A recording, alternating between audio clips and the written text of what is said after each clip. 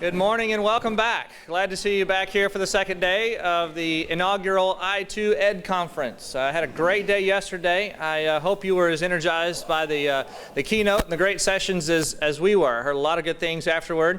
Also wanted to update you on just a couple of things. There are some schedules on the tables, but really trying to promote this idea of the use of technology here at the conference. So if you will go onto the website, the same schedule is available on the website, i2ed.org. And the last thing that I want to remind you of is out in the front there is a sign-in sheet. We are going to send you certificates and award you continuing education unit credits for this conference. So if you will, make sure you sign off there, initial off that you're here this morning. We would appreciate that so we can keep a record of it. So with that, want to get started this morning. Got some great activities planned and sessions planned. Going to do a little bit, each day has a little different feel to it. So we had a keynote speaker yesterday. This morning, we're going to have a welcome message by Dr. Wes Hickey. Dr. Hickey is the interim chair for the Educational Leadership Department here at the UT Tyler, also runs the superintendency program. And so if leadership is in your future, I highly recommend you find a time to capture him and talk to him about what UT Tyler can provide. They do some really great things associated with that. And then he's going to be part of a leadership panel talking about project-based learning. So yesterday we talked about 21st century skills. Today the theme of the conference will be project-based learning. And so all the sessions will have something to do with that, and our panel discussion this morning will be about project-based learning. So at this point, I want to turn the mic over to Dr. Wes Hickey. Good morning. I don't know if I can get this up if it's on where it needs to be. Can everybody hear me? Okay.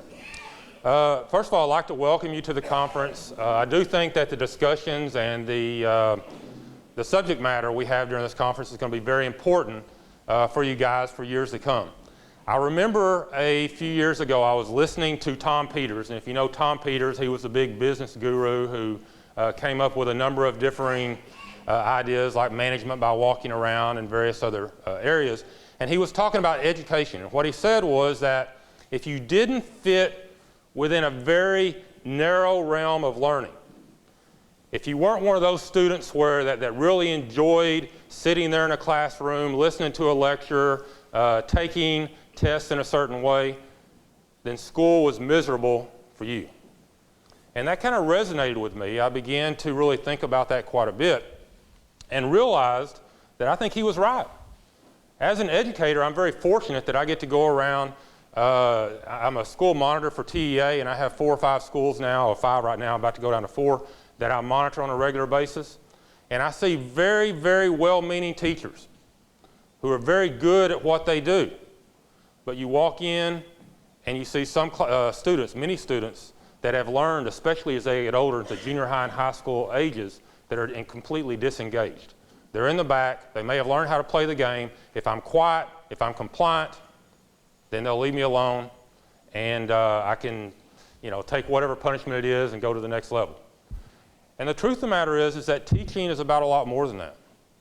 We've got to find ways to make things very meaningful for students, to connect them at a very real level, and that's one of the challenges when it comes to PBL. But I will tell you, with project-based learning, there is something else here that we have to pay attention to, is that we have to do it all.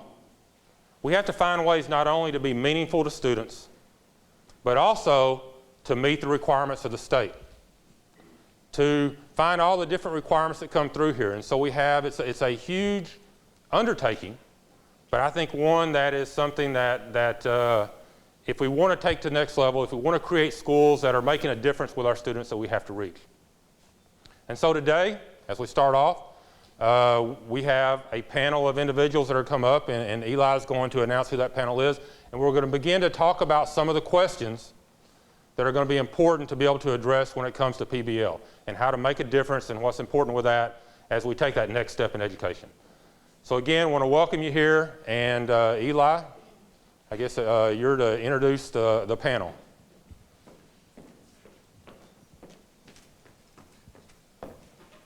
Thank you, Dr. Hickey. Appreciate those opening remarks. Dr. Hickey is our first panel member, and joining us from this perspective of leadership.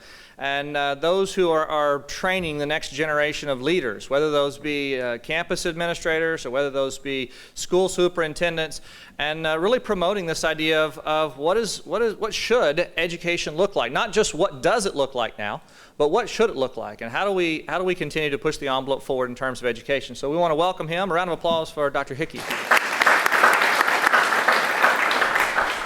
As we put together this panel, really what we were thinking about was let's get the leaders in East Texas. We talked yesterday about this idea that what we wanted was to have a conference where we could gather together as educators in East Texas and talk about the newest and most promising practices in education. So what better thing to do than to get those school leaders, those district leaders who are really pushing the envelope, who are really progressive in implementing new practices, and bring them up and let them share their perspective on the opportunities and the challenges associated with it. So we looked around East Texas and we found district leaders that we thought were really those individuals who captured this idea of what does it mean to challenge the status quo, what does it mean to really push for positive educational change. And so we have 3 additional members that are going to join us as part of this panel. The first one is the superintendent of Winona ISD. She comes to us from West Texas, Ms. Denise Shetter. So Ms. Shetter, would you join us? Now, I've had the good fortune to work with Ms. Shetter for a couple of years. I met her first out in West Texas, where she was a high school principal. And I've since then known her as an individual who is definitely willing to be progressive, to push the envelope, and to not stand for the status quo. So I'm excited to have her in East Texas with us, and I'm excited to have her today on our panel. The next individual has been a superintendent here in the East Texas area for quite some time. And constantly, when I look around at the educational landscape and I look at the things that are being done, I go to the meetings where superintendents are gathered together and they're talking about issues associated with education. What I hear a lot of times from, even at that level, is complaints, quite frankly, about the current state of education. I hear people complaining about accountability, or complaining about school choice, or complaining about funding, or something like that. And this individual is someone who I constantly see in those meetings being willing to stand up and say, in a very, I think, appropriate way, you know, the landscape is what it is, this is what we have, but primarily our goal is to educate kids. So let's set these things aside, and let's talk about where we go from here. So please welcome me, Dr. Donnie Cook.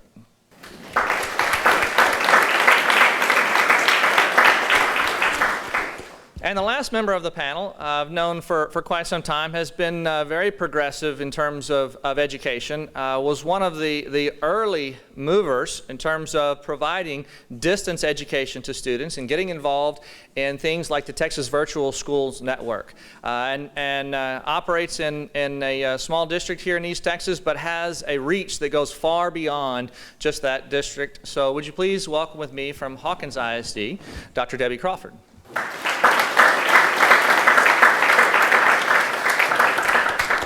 So the format of the panel this morning is we have determined some questions from the i2ED group that we want to present to these individuals and get their perspective and take some time to really have a bit of a conversation. So you guys feel free to have a seat and play this kind of like Oprah, if you will. But we want to get their perspective on this issue of project-based learning, and we really want to find out from the leadership of school districts, from those in progressive school districts, to say what does this look like, what should this look like, and what does this mean for me as a teacher or as a campus administrator in your district or in your developmental programs, your leadership programs. And for those of you who don't happen to be in one of these districts, what does this mean for me? How should I be viewing these things? So we've got several questions here we want to discuss, and then we'll have some time for you to be asking some additional questions. So you might be thinking about some of those. I think first we probably need to start with just getting kind of a definition here. So we throw this acronym. You know how we are in education. We have our acronyms, right? So we throw this acronym PBL out there. Some people say problem-based learning. Some people say project-based learning. We at the Ingenuity Center, we really promote this idea of project-based learning, of learning that's bigger than just today, just this single event. But maybe you could give us your definition. So we'll start with you, Dr. Hickey. When you think about this idea of PBL or project-based learning, what are some of the critical attributes that come to mind for you? Yeah, to me, project-based learning is work that the student does that draws in from many disciplines, that connects directly to the curriculum, which for us would be the Texas Essential Knowledge and Skills, and finds a way to be meaningful within that student's life. So any type of work is going to, instead of being, I guess in many times what I would call things decontextualized bits of data, which we oftentimes tend to look at when you look at objective tests, it is something that's going to be a little more holistic, that's going to bring in many of the skills that are going to need to be successful anywhere while still meeting the standards that the state sets for us. I have to follow that one, right? Okay, so when you think about it, the guy yesterday talked about how the British Empire made little guys that were going to go and further the British Empire. And one thing that they were trying to do, if you'll remember, is a common set of experiences. We want a common set of experiences so everyone can be a British citizen. You remember him talking about that?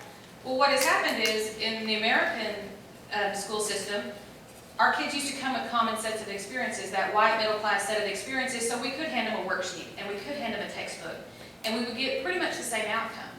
That doesn't happen anymore. Your kids don't come with common sets of experiences. In fact, they come with very little sets of experiences. So the worksheet and the read the textbook and answer the questions doesn't do what it used to do. So project-based learning says, we're going to start with the standards that we're supposed to teach. And we're going to put it in an experience so that you can apply that application, that you can apply that knowledge and come out with some critical thinking and understand why this is important. I mean, how many of us have sat through an algebra class or a geometry class or a chemistry class and said, am I ever going to need this? Project-based learning gives them an understanding of why they need that when they leave public education or education in general.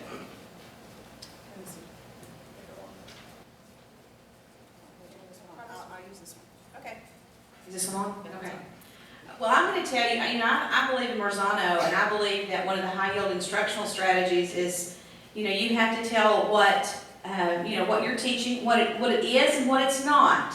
And so, what I would like to say, because you have great answers here, but project-based learning, and one of the things that I've tried to, encourage our principals to look for when they go in the classroom is that it is not the pumpkin unit. It is not the dinosaur unit. It is not an activity that, making a poster in class. That is not what project-based learning is. Those things are activities that have little meaning. Not to say that a poster can't be meaningful, or that pumpkins can't be meaningful, but it is a much more comprehensive activity, whether it spans a week, 6 weeks, that involves all the different texts that the kids are supposed to learn in a meaningful way. So I just wanted to, they have great answers here, but the main thing I'd like to say is what it's not. And that's not just a time filler. It's not something that you can throw together easily, and it must be very well planned. Project-based learning must be very well planned to get the end results that you want. It's not, okay, I've run out of time, what can I do to keep the kids busy for the next 2 days or 2 weeks or 20 minutes, whatever it is. So that is what it's not. I think we got this working now. And I'm just going to add to what they've said and talk about the changing role of the teacher in this. All these things they've talked about, authentic lessons and things that will mean something once a student leaves the classroom, are so important, but the role of the teacher in this model dramatically changes. We've talked for years about being the guide on the side, but we really haven't done that very well. And in this methodology, project-based learning takes the teacher out of the mix and really gives the student voice and choice. And that's one of the key elements to making this work. So let me see if I can kind of capture some of the thoughts that I heard coming out of there. One of the things that I heard several times was this idea of it being about the standards. Ultimately, back to what Dr. Hickey started out at the very beginning, is it's still about teaching the standards. It's still about making sure that students are successful with the things that we've defined as an educational community that they need to be successful with. But I also heard this idea of why. So it's one thing to say, this is what we need to be able to do, but this is why we need to be able to do it. I heard this idea of students being engaged in what's going on, and students being a part and having choice. Those are some of the things that I heard you say that I thought were kind of critical pieces. Well, let's go to this question then. So why, and maybe Dr. Crawford, you could start out with this idea of why PBL? I mean, we have, you can pull up your Association of Supervision and Curriculum Development, and you can find books and books and books about the different instructional strategies, different ways to engage students. Why project-based learning? Well, I think the biggest reason is what we're doing right now isn't working. We see so many kids that aren't engaged. Dr. Hickey spoke to that a little bit ago. And I have a wonderful team at my district called the Strike Force that went out visiting this year to schools where things were working. And I wish you'd have seen their faces when they came out of the last school we were in. They were white as sheets. And they said, our kids are going to have to compete with these students when they go to college or when they go into the workforce. And they can't do it. And one of the things that I want us to think about is I am a big proponent of gaming for this reason, and I'm not a gamer. But if you say kids aren't motivated today, but have you ever seen them in front of a game? And the elements of gaming that draw kids in are the challenge, the failure, and the feedback. Kids don't keep playing games if they beat it. They keep playing games if they fail and have to do it again and get better. And so those concepts that are involved in gaming, I think can really make, and the challenge that's involved, can really help draw kids in and engage them again. We see it every day in gaming. Project-based learning. Now, why? Why do we need to do it, and why do we need to do it now? I believe those are the questions. I've loved to walk around the classrooms and watch kids. When the bell rings, I visit a lot of campuses a lot of times. So I'm going to specifically speak to a high school campus. This is where you kind of see this happening. There's a lot of times kids are gathering their books. They know it's about time to leave, and the bell rings, and there they go down the hallway. They complain about their classes. They don't want to go to this class, or they don't want to go to that class. You've heard kids do that, right?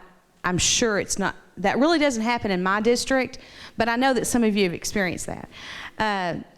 But then there are some classes that our kids, when the bell rings, it's all they can do to put the pencils down because they're learning. They enjoy learning. This conference, you have to sit and listen right now. It's probably not very engaging for you at this point. The rest of the conference has offered some very engaging activities. But the reason that we have to do this now is kids need the motivation they need to be involved. I recently watched a group of boys that were going to nationals for a drafting competition. These boys didn't have to ask to do their homework. They were at school at 6:30 every morning, retesting out their projects, testing it, rebuilding it, testing it, rebuilding it. They're highly motivated because they were involved in learning. They had to test and experiment. They're testing out a series and learning from it as they go. You don't have to motivate kids when you use project-based learning because they're actively engaged. And I think what's most important, why it's so important now, is our students are required to learn so much more than we were when we were in school. The only way for them to retain that is for them to be actively involved in it. You remember what you can do. And so just sitting and getting that information, and I believe that's evident with the kids as you have seen on different projects. They're able to hang on to the information much longer, use it in many different ways, and be successful with that.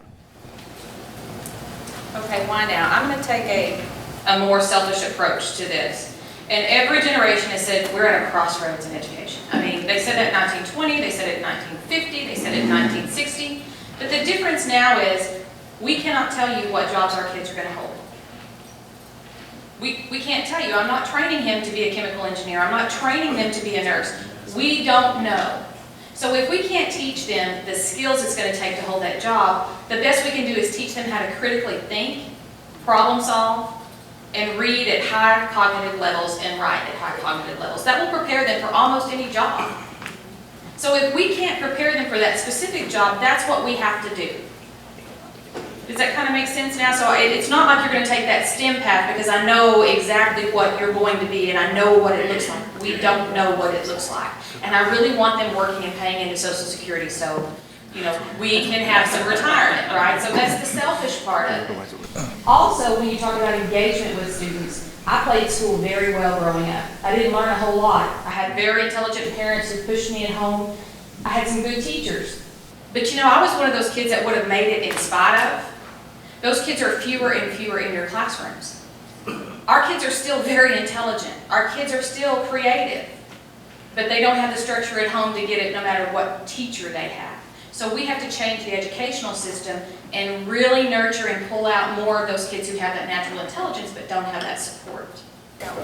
We don't know what job they're going to have. We have to prepare them for whatever the future brings. You know, being last means that you get to steal from everybody else, so I'm going to do a little bit of that. In a time when creativity and innovation are rewarded in our business system, we currently have an educational system that focuses on standardization. We want to standardize students instead of allow for the creativity and innovation to come out. So that's step one in regard to, or the first part as far as why PBL. The second part in my mind comes back to when I was a teacher in high school. I was a biology teacher. And we had many labs, and labs are not what we're looking for when we come to PBL, but that is at least moving to a hands-on, active student engagement for students. And so many of the kids who struggled the most when they were given lectures and pencil and paper things, but when you went to a lab of some sort, they began to thrive, and they would understand at a much deeper level. And what PBL does is take it to the next step. To the extent that we can have students engaged with the right material is the extent that we're going to get them to learn what we need them to learn. Now, Donnie had said earlier, which I think is very important, she talked about it's definitely not a time waster. And I think one thing that we always have to be cautious with, and we probably get into this stuff later on, but what we have to be cautious with is the time factors when it comes to PBL. When you have authentic work, many times we have to determine the cost benefit of the time being spent, because we can't spend a lot of time on something that's fluff. Everything we do, we have to even be better and stronger and more rigorous in what we do as teachers to make sure that everything that we focus upon in PBL is something directly related to what that student needs to know. So this next question maybe doesn't necessarily have to be answered by everyone, but when I think about the educational landscape right now, and I think about the what's going on, we've got new standards coming out. We've got new tests coming out. We've got a new accountability system coming. I mean, nationwide, we're responding to this idea of Common Core and the testing associated with that. We've got upheaval in terms of budgeting and finance. I mean, is this really the best time to be trying to do something like this? I mean, would it not make more sense to wait until things calm down, if you will? I mean, why now? Is this really the right time? I mean, anybody want to kind of take that one on? I think it's kind of one of those deals of what's going to be expected. If you have a new system and you have a phase-in, the standards are lower and you phase them in. Why not now? Also, you talk about kids, there's a shelf life on kids. For your juniors, you've got 1 more year. For your sophomores, you've got 2 more years. There's not a time you can waste with a kid. Have you ever been there and the lady next door to you or the guy next door to you is doing a rotten job and you think to yourself, those kids have lost a year? Anybody ever thought that? Okay, every time we don't get them into authentic assessment and project-based learning and really get them to start critically thinking, we're losing a year. A year they're behind the schools that Debbie's team has visited and their kids are getting there. Who do you think is going to get the job with the top 500 company? Who do you think is going to get out and get that salesman job who can sell themselves and problem solve and come up with new ways? Is it going to be your kiddo who's done great on the worksheets and great on the standardized tests? Or the kiddos who can think on their feet and be innovative and be creative and do a sales proposition and do a report to follow up and really analyze the profit margin? With or without a college degree, they can do that. And so now is the time.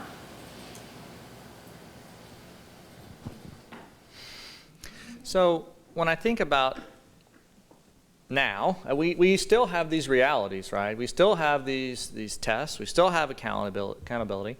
I mean, is PBL going to prepare my kids for the STAR test or for these other exams? You know, our speaker yesterday talked about the PISA exam that, you know, we talk about SAT and ACT as kids are thinking about going to college. I mean, is this going to do the job that we need it to do to get kids ready for that test? Is it okay for me to speak to that one? We have been really making a huge push in our district for project-based learning. I challenged them at the beginning of the last school year to, you know, what is 21st century learning? What does that mean to you? And I gave them a year. I didn't have a year. Why not now? I said, this year I want you to, my challenge to the teachers were to learn as much as they could about it. I wanted them to focus on project-based learning. Of course, there's the digital side of it. We had a group of teachers involved in the digital media training and how you can utilize that. We have kids blogging in our primary grades from one campus to the next. But one of the things that we decided is I didn't want to push, personally, I didn't want to push project-based learning on every one of my teachers in 1 year. And the reason I didn't want to is because I didn't want to push it on teachers who were not going to take it and use it properly. I wanted them to learn about it, and I wanted them to, the ones that are eager and could see what it was about, would grasp onto it and use it. Now the question, we'll get back to what you asked, is how will this help us with our testing? How will this help on our state accountability measures? We had a group of teachers who I love dearly, and one of the things that we did is at board meetings, I asked the teachers that were utilizing project-based learning activities or digital media in a unique way with their kids, I would have them highlight that with their board members. Each month we had a 21st century learning presentation, and I invited teachers or students to come share what they'd been doing in their classrooms. But I had a group of second grade teachers, and we give common formative assessments. We call them CFAs. There's another acronym for you. At the end of each 6 weeks, kindergarten through grade 12, at various content areas, math, reading, whatever, language arts, science, whatever it is. And of course our teachers know what the CFA is. This is what they're supposed to teach the second 6 weeks, and this will be the CFA to determine if they've mastered it. Well, we had these two teachers who were going to venture out into a project-based learning activity that was going to take about 6 weeks with their, it was actually first grade students. And one of the things that the kids did, they asked the kids, what are you going to do to, what can we do, something kind, you know, being a good citizen, doing a good deed. This was before Christmas, and this classroom said, well, I have an uncle or a brother or somebody that was in the military, and they had heard their parents talking about sending care packages. So they said, the group took a vote, they talked about different things, and they decided that they were going to send care packages to our troops in Afghanistan, to this one particular group. So the kids, a lot of them didn't have brothers or uncles or fathers in the military. They had to learn about the military and the service that they do, and they learned geographically where that was, how far away it was, and then they Googled it and they learned what the, how dirty and sandy and what the needs were, and it just went so beyond. But what the whole purpose of this was is for a math lesson.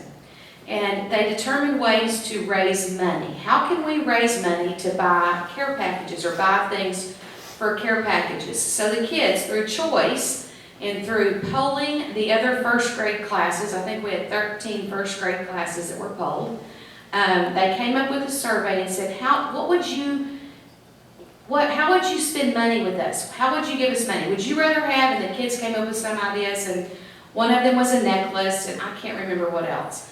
But the kids, they sent out the survey to all the first grade students. The kids said, oh, we'd rather buy a necklace. And so the kids took that information and they tallied that information. And the teacher was able to say, okay, we've asked everybody what they want. What is the best choice? And they said, well, it's the necklace. It's clear.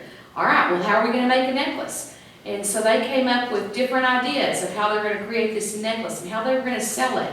Our first grade, this one class, I believe it was around $600 that they raised, a little over $600, selling $1 necklaces. You could get a boy version or a girl version. Now, to me, they looked exactly the same, but that's the main thing is the kids thought they were boys and girls. But the kids had to, through their art class, they made the necklaces through an art time over the course of a couple of weeks. They had to open up a store, and we have a video of this. I think I've shared it with some, you may have seen it. They're running a store, and these kids had to learn speaking skills, and they're funny to watch these first grade. How can I help you? Now, what colors would you like on yours? And, whatever. But the whole thing involved so much more than just learning and adding money or learning coins. They learned about the military and service. They learned about, they were doing research through the internet.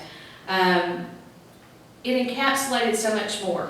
So how does that affect the STAR? Is it going to make a difference on maybe the STAR test or state accountability? I say yes. At the end, they learned so much more than what was required in that 6 weeks for math. And it had to do with money is what they were really focusing on. Their CFAs were the highest in any one of the classes for the whole, so that teacher was like, this does work, and she was fearful. And are they going to get what they need? And she was fearful, but what happened in the process is our kids understood not only about the importance of money or how to add it and how to sort it and all this. They're not looking at pictures on a piece of paper. They actually took over $600 of coins and they divided it up, and there are 20 in their class, and they counted it and they added it. They learned how to carry decimals, and it made, where you line up the decimal point, it all made sense to them. And these were skills that they were not even supposed to learn in first grade.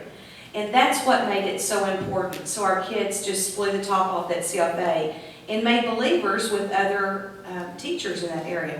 How'd they get so high? Well, we just did this project-based learning activity that involved so much. So I believe it will, and I took a lot of time to explain that, but it's so comprehensive that it made an impact on that teacher, and it made them believers in, yes, our kids will not only do well on the test, they'll do better on the test.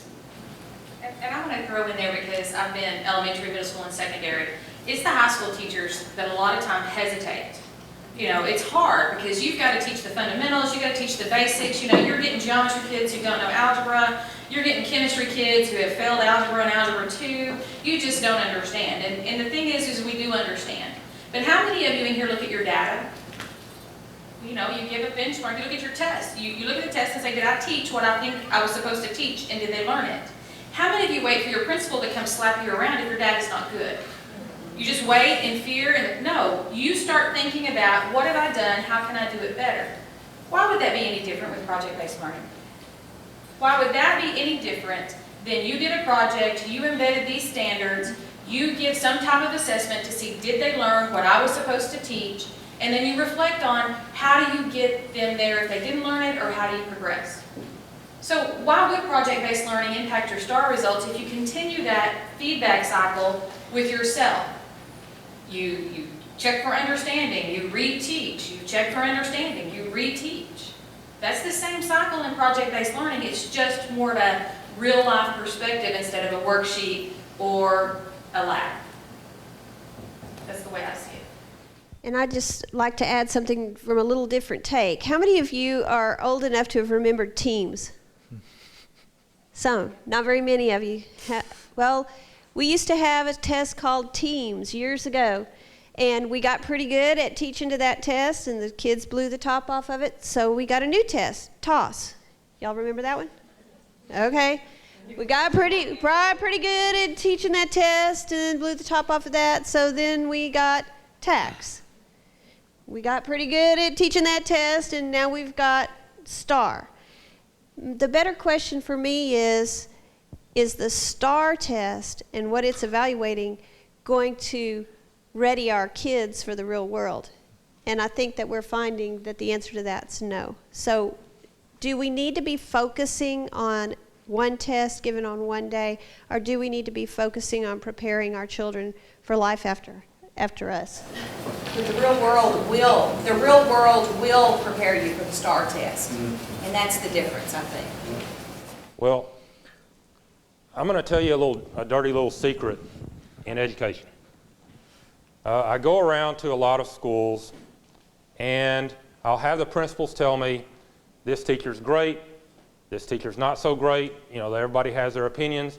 And I hear this teacher, hey, you can leave this person alone because they do well on the STAR.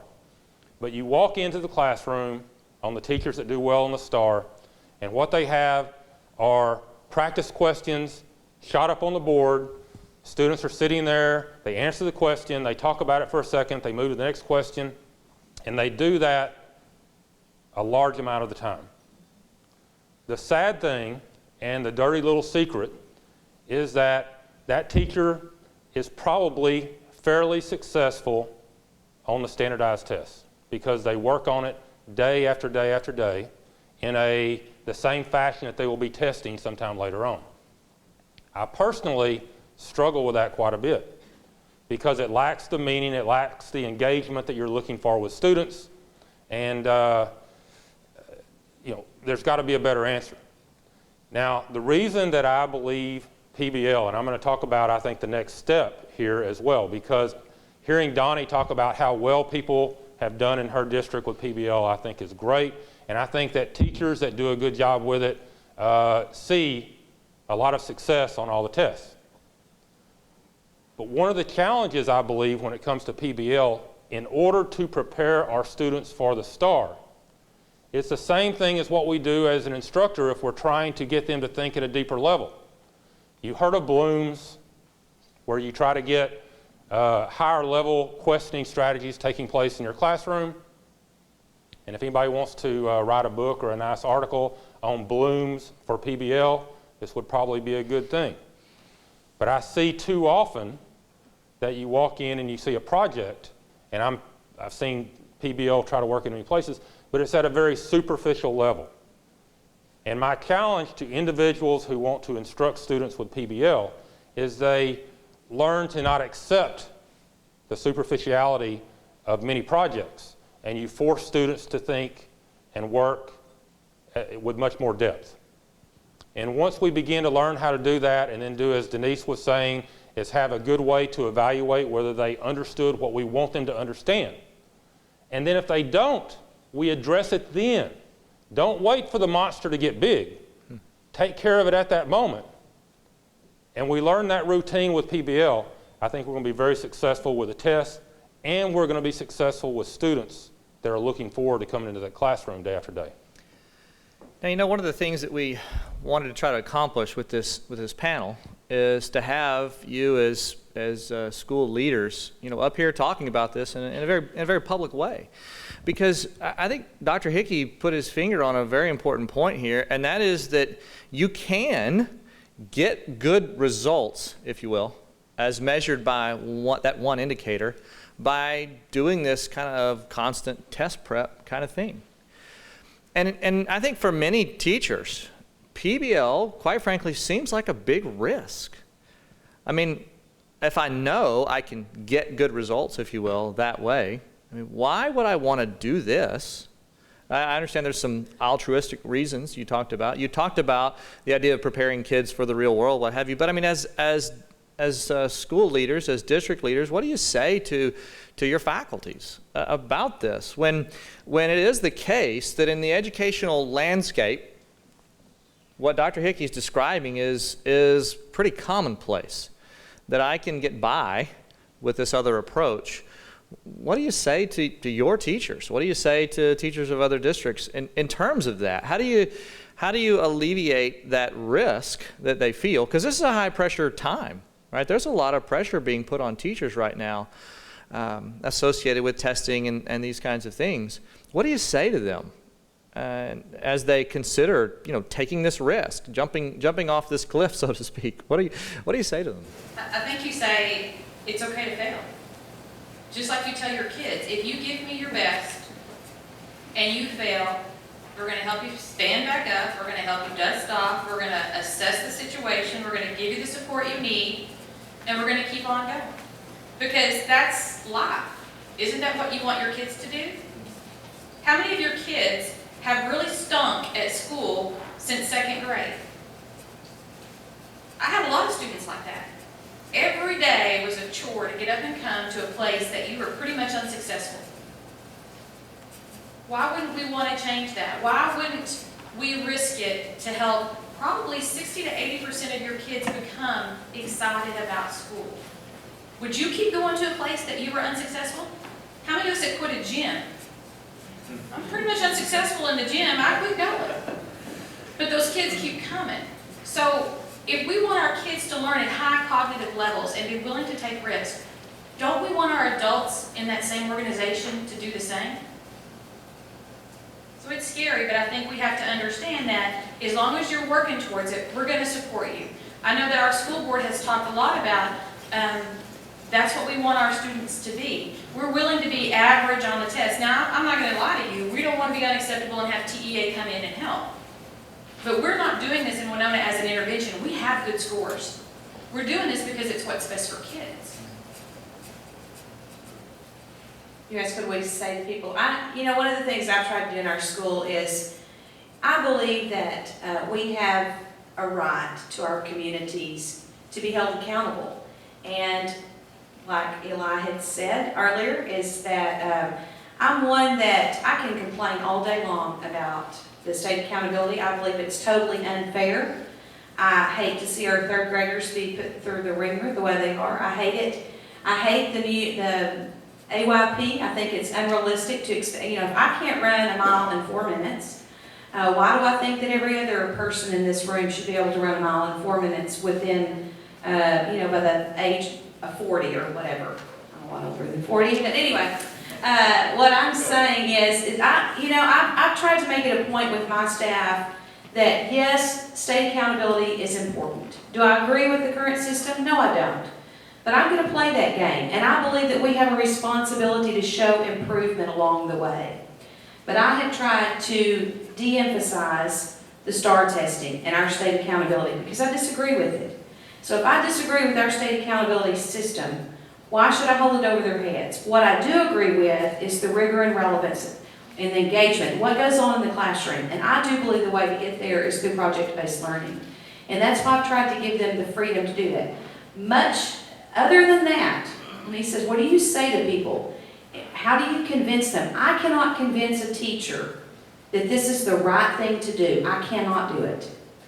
Some teachers are set in the way. But I can tell you what does convince them, and it's the teacher that did the project-based learning activity, that her kids made the commercials and showed it to all the other first grade teachers, and then her results lay on the table. And her kids are coming to school and parents are coming to school to see what is happening in that classroom. That speaks for itself.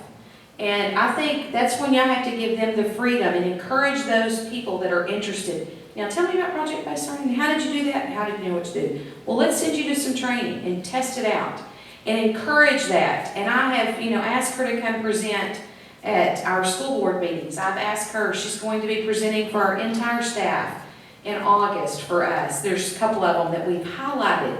They will listen to other teachers. You see, I've been out of the classroom far too long. And so who am I to say anything? The only thing I can say is, yes, accountability is important, but the STAR test is not the end all. What's happening in the classroom and our kids' ability to think and learn and the teacher's ability to be flexible with their kids and grow with them, I can be real thankful I'm not a teacher today. I'd probably be stuck in my ways. There's nothing that anybody could say to me to change my mind. They're all saying, you've not been in the classroom, you don't know what it's like. And I haven't, they're right. So the best thing that I can do is let the other teachers speak for me. So. I just want to add that continuing doing what we're doing, I think, is a bigger risk. We're going to lose a generation. That's well said.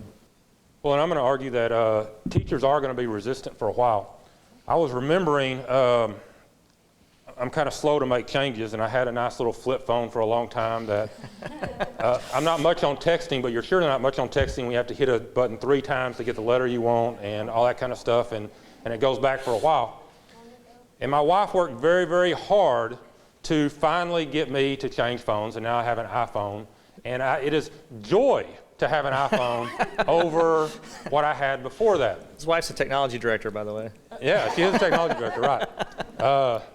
When I got married, I had the resumes out. I had to pick somebody high in tech because I knew that I wasn't going to be there. So the point I want to make here, though, is I do believe that the teachers all teachers, I think all people want to be great. But they're always resistant because we're comfortable with this little area right here, and moving into a new bit of technology is oftentimes scary. But we want to be great. And when you look at, and I look at young teachers especially, they come in and they're very, you like to say naive, but they always think they're going to change the world and everything, and we hope they do. But when they walk in that first time and they realize that students aren't as excited about what's going on as they are, and they begin to get a little jaded. And I've seen 30-year teachers who have been miserable as a teacher for 30 years. And the reason that I think PBL has benefits not only for the students, because as the students come in and are engaged and excited about what they're doing, teachers come in with more joy as well. Learning new things is sometimes tough, but once you get to that point, there is that potential for joy in that position as well. And so I think overall, without a doubt, as we try to encourage new teachers to take on and take those steps, there's probably going to have to be some nudges, or maybe even, depending on the teacher, some one-sided conversations. But nevertheless, as they take those risks and you support and they have successes and you give them the pats on the back that they need and the praise that they need to be able to keep understanding that they're in a safe environment to move forward, I think it's going to be a very important step to take. So we have a number of teachers here today that are in your districts, and I think hopefully I speak for them in saying it feels good to hear the things that you're saying. But we also have some teachers here today that aren't in your districts, that are in other districts. And what do we say to them when they may be sitting back here saying, well, my district isn't necessarily so gung-ho about this idea of project-based learning, or it's not as safe an environment associated with that. What do we say to these folks? How do we respond to them in terms of project-based learning as it applies to their classroom? You did a great job by coming here today, number one. If that's the case, keep doing what you're doing. That's what I would say. I know that there are teachers that were on this bandwagon before I was. And that was the teachers that, and you may have leaders, whether it be principals or superintendents or curriculum directors that are not as far along as you are. Please keep moving, because people will be coming to you when they come by your classrooms. When they see the engagement, they'll be watching you, and you are the leader. I believe that you have the power as a classroom instructor to have a greater impact on every other teacher and a superintendent and a principal just by doing what you know to be right and good. If they're not on board, you show them why you're doing what you're doing. You don't have to tell them. Just by them walking in your classroom, your results will show it. So congratulations to you for being here if that's the situation that you're in. And I'm sure that there are many other districts around here, if you're not in one of these districts, that if you feel like you're not getting the support, that somebody would steal you. How's that? I was like, could apply at our place too. And there's always that teacher that in the faculty meetings, the principal says, oh, and her results were, or his results were, and everybody's like, yeah, the overachiever, right? That's who you're going to end up being. If you continue with project-based learning, every kid's going to want to be in your class. You're going to have those requests. Every parent's going to want you because your kid is excited about learning. Your colleagues are going to start going, hey, what are you doing? And you will be that informal leader that helps change that culture of your campus. No principal is going to argue with results. They're going to say, oh my gosh, quit doing such a good job. We don't want our kids learning at that high of a level. Who's going to say that? Right? So continue doing what you're doing, look for supports, and that's one thing we wanted about this conference is for people to make connections with other teachers who are trying to do the same thing, and we know there are going to be struggles. And they can come to us and we can support them, but what better than teacher to teacher and having that network to support each other across campuses, across districts. I learned this last year that I was never much of a Twitter user, but that is being pushed now as a big user for professional community building, and it's wonderful. It's very hard to make changes in an environment where you're the only one making the change. So get you a network of support and use Twitter to do it. And start with the 3 Tech Ninjas. They're in Brenham, so they're wonderful, and they'll support you. And not to, I don't want to repeat what everyone else said because I think it's all, but I want to warn you is that if you choose to step outside of your peer group as a teacher and be more, you're going to feel some pressure from your peers to lower it back. And if you will just stay with it, go with it, they understand that you're at a different level and they'll leave you alone eventually. But early on, if students are enjoying to being in your class and you're getting that attention, they're going to say and do things that will be designed to make you feel bad. It happens in anything that it's just human nature. But be aware of it as you get started, and if it happens, know you're probably doing the right things. Happens at all levels, doesn't it? At all levels. Doesn't stop. So the last question that I want to ask is, you know, we have these pendulums, if you will, in education. If you've been around long enough, you probably have made the comment or certainly heard the comment, oh, I remember when we did this last time. What about project-based learning? Is this just another fad? I mean, are we doing this for a couple of years and then we're on to the next thing? What makes this different? Anybody out there GT certified, endorsed? Anybody? What is GT training centered around? Project-based learning to engage a student at their cognitive level to make them want to buy in, right? To really see at what depth and what level and what complexity. So then you have to ask yourself, can every child be taught to think? Some come that way, and some you have to explicitly teach. And I'm going to be the advocate of every child can be taught to think at critical levels. So this has been around with different labels since the beginning of American education. It's just we didn't think every kid could do it. We just thought that certain select group could do it. And what we're saying is every student should have that opportunity because it's there. I can tell you my street smart kids are a lot better at problem solving because they have to do that to survive. We have to teach them to do it in the context of school and academics. But I guarantee you, if I was dropped in the middle of New York City like in that movie and it's a prison town, there's a couple of homeboys I want with me because they can think on their feet. So we need to be able to teach all kids to do that, and it's been around. We just have to do it in a structure for all students. And I think that the structure is the key because we're always throwing out programs. And we've done that in education for years. And anytime you throw out a new program, you're going to have a third of the people grab on it and go with it. You're going to have a third of the people sit on the fence and watch what happens. And you're going to have a third of the people that are going to try to defeat it. But it's going to take work, and it's going to take accepting the fact that we're not all going to have EQs all the time. We're going to be looking at effort. Well, I think we have a few minutes left. Hopefully, you've been thinking about some questions. Here's kind of your chance, if you will. We've got them up here as a captive audience. So, questions that you have from the audience about project-based learning for these leaders. Danny, if you wouldn't mind making sure that microphone is on. If you have a question, if you'd come up to the microphone here, and we'll start fielding those. Okay, so I have a question more in terms of how do you get a middle schools and high schools to do interdisciplinary projects and get them to work together, or do you not sell it that way? That's what we do at Innovation Academy. I was just wondering how that worked in the traditional schools.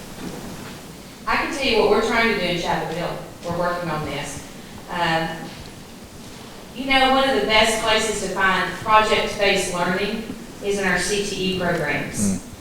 Hands-on, real world. We have real engineers that come in. We have real architects that come in and sit in. We have culinary arts program where we have chefs that are coming in from Villa Montana, is that what it's called? Villa Montana, that come in and work with our kids. But there's aspects in those programs that they must have science, math. We are talking about repositioning our classrooms so that our engineering class is set next to our physics and our calculus classes. So we're reshifting just physical locations so that when kids are working on I don't know the right words. Efficiency, I'm not a science or math major, I'm English, so forgive me if you're science or math, but they're testing efficiency on a bridge or a tower to see how much weight it can hold. and there's some mathematical and physics, I believe. If they're struggling with something that relates to math and physics, that engineering teacher is close proximity to the calculus and physics teacher, so that they can begin to utilize what's happening or give demonstrations, or, in their physics class, hey, across the hall, this is what they're working on. You've seen these kids testing for efficiency. Let's bring them over and show it. So that CTE is not a separate program, that this is what math and science is all about. So that's just one thing that we're trying to do, is begin to make a connection of, we've been talking about being college ready and getting kids to start looking at different hallways, this is middle school, different hallways, choosing a college that they're going to support. Giggle Maggies, I'd say. And you get there, oh no. See, it works. You can get some involvement from your kids, even college bound, career ready.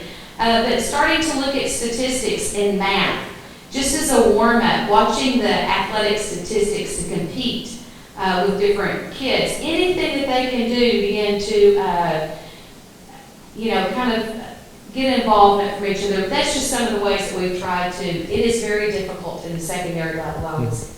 It is difficult to get them to work together, but shifting them so we don't have an English hall any longer, but we start grouping and clustering our programs, we think might lend itself to having some discussion between the groups. Some of the best work we've ever done, Mr. Phillips and Miss Starr, raise your hands. They spent an entire summer together creating a course that was IPC and Algebra 1 integrated, double blocked, and we did this with our low-performing kiddos. We did it with geometry and biology and with conceptual physics and Algebra 2, 3 courses. They were wonderful, and we quit doing them because of time issues, and the time for them to collaborate and that sort of thing was difficult. But I think our kids learned more the years that we did those courses than ever before, and now that we're going to project-based learning next year, they're pulling those out again, and I think that's a start. It's hard in high school. It really is. And for us, y'all, the nice thing about the Innovation Academy is you have embedded professional development times daily. In a public school, you've got 1 hour conference, and you need that time to plan your lessons, grade your papers, call your parents. So what we have talked about is if you actually take a school year of 186 days, and you take out staff development, we're at 176 instructional days. You take out pep rallies, you take out textbook checkout, you take out Army recruiters, you take out testing, you've got 140 instructional days. That's it. So how do you get your teachers together? In Winona, we have 3 people. That's our biggest science department, is our biggest high school department. 3 people. I got a biology teacher who does an elective, I got a chemistry teacher who does an elective, and I got a physics teacher who does an elective. So they don't even teach the same things. So you think, well, what do I want to get them together for, and then what do we talk about? So what we've talked about is on dead days, non-teaching days. You're testing, we're doing the pictures. If getting someone to monitor kids and getting them together so they can talk and build relationships and talk about project-based learning, because otherwise we're doing it on their time. Well, they spend a lot of their time anyways doing what we've always been doing. So how do we get that time to build? We're going to start it in high school, and then we're going to see if we can't go vertical. But our first step is taking that dead time, planning it, and saying we're going to put y'all together here for the vertical, the cross-curricular. And one thing we said this year too is we're not going to mandate it, because if you mandate project-based learning, you got a checklist. And then all you got to do is fulfill your checklist and everybody's happy and sings kumbaya. Well, that's not project-based learning. So if you sign up for project-based learning, we're going to give you the incentives of the training and the time together and the understanding that you might have some falls, or you can continue doing what you're doing because we've had good success. And we're going to change the culture through success. So when those project-based learning people are successful, everybody else is going to start buying in. And when people leave, because people leave, not because we're forcing them out, we're going to actively seek people who want to do project-based learning. So that's how we're trying to get that alignment and that building of teams together. But we're not going to use the stick method. We talked a lot about that with leadership when we did this. We're not going to beat anybody for not doing it. We're going to offer carrots, if you will. Other questions? Dr. Johnson?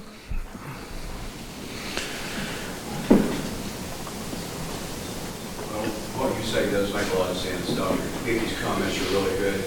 High school is a very different world. 5A schools are another world. I work here in an elementary school, and they don't live in the same world out there. What you said does make a lot of sense. Teaching science have real advantages. You have labs, and you hit certain buttons, and you just see the excitement go up. So it's very real. We all want to engage students who are learning, who are excited to come to our classes, have a passion to do all of that. We have some really great teachers at Tyler i2ED who do that. They are tremendous teachers. Now, it leads to a question that I know is going to come up. I heard Marzano mentioned. That was the only name I heard. I know people are going to say, okay, let's see some research. I think that's a fair question. I'll let you do that. So the question relates to, I'm trying to make sure I get the question down. The question relates to, oh, Marzano. Research, yeah, the research behind it. And I will tell you one of the, which he's not exactly exactly into the PBL area, but, and see, now you're forcing me to say a name that I have heard pronounced multiple times. Schlechte. Recently had a book out. I think his last book out was called Engaging Students. Very good book. He wasn't talking about PBL, but he was discussing, basically, I'm paraphrasing and maybe messing this up some, but that the job of teachers is to create work that engages the greatest number of students in the greatest way possible, basically. So it's a lot of parallels with PBL. But I did think he made a good comment in there, and it comes along with your question, and because things such as the STAR test are so important to what we do. And so when it comes to PBL, I guess the question would be, when it comes to PBL, what does the research say in regard to how well it prepares students for standardized testing, which is how we get measured as districts, schools, and teachers? And his answer was that it's about the same.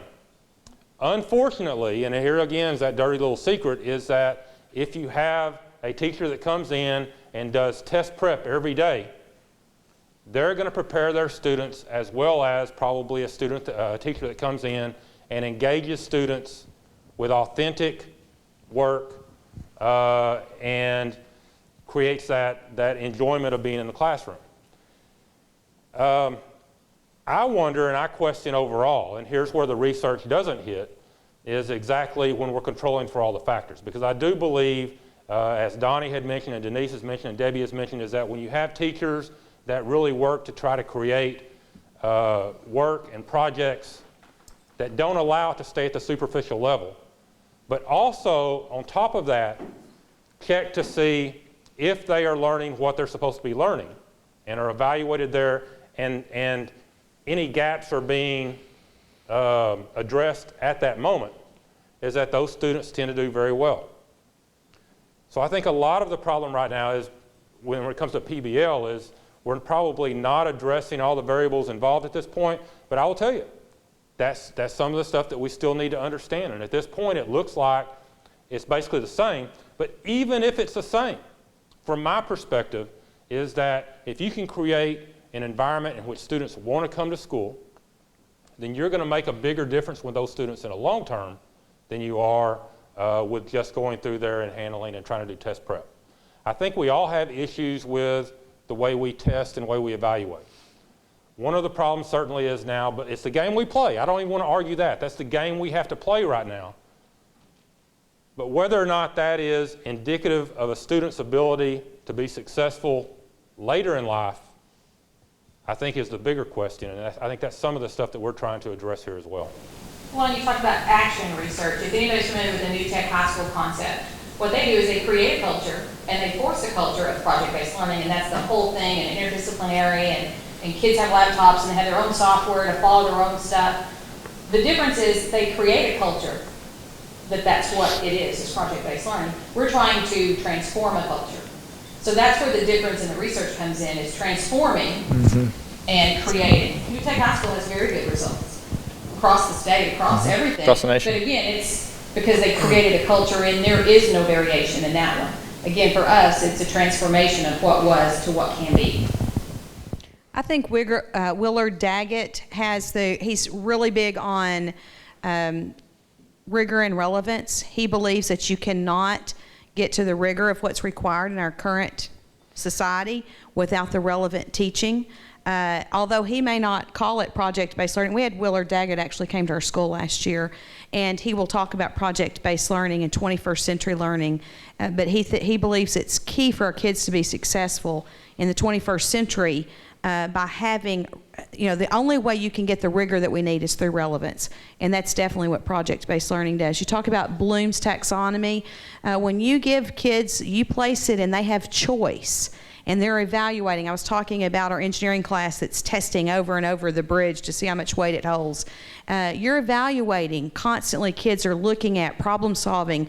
It's higher level thinking. That's what you're going to get whenever you have the project-based learning activities. Automatically, I believe you've raised it according to Bloom's, and I believe that there's relevance there. So that's some of the research that I think can go with project-based learning. And on the technology side, we send our guys to 21st century skills with Alan and November through TASA. And his big deal is on technology, it's not an electronic flashcard, it's actually a tool you use to create projects that you will use. And one of the points that really stuck in my mind is he was talking about the Iran hostage crisis. And if you get on the internet and Google it, like every kid will, you get the American point of view.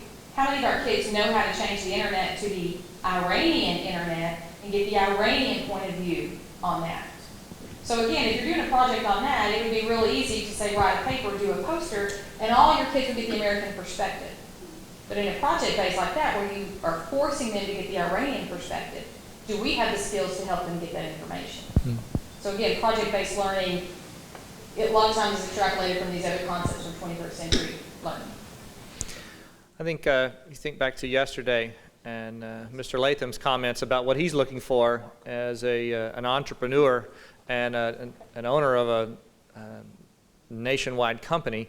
He talked about those 21st century skills. We're not very good at assessing those right now, are we? And when you look at research, a lot of times, as Dr. Hickey pointed out, the research is looking at these standardized test results.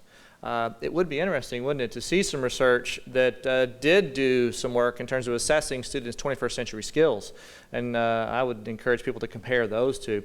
The Buck Institute is a very good resource. They have collected a lot of the research articles that have been put out there about project-based learning. So I would encourage you to look that up if you're interested in finding out more. That's BIE.org. We are out of time. I want to send a very special thank you to our guests this morning, our panel. It's a big deal to get up here and talk about these things kind of on the spot, and to be leaders in the educational arena and push this stuff forward. So can you join me in giving them a very big round of applause?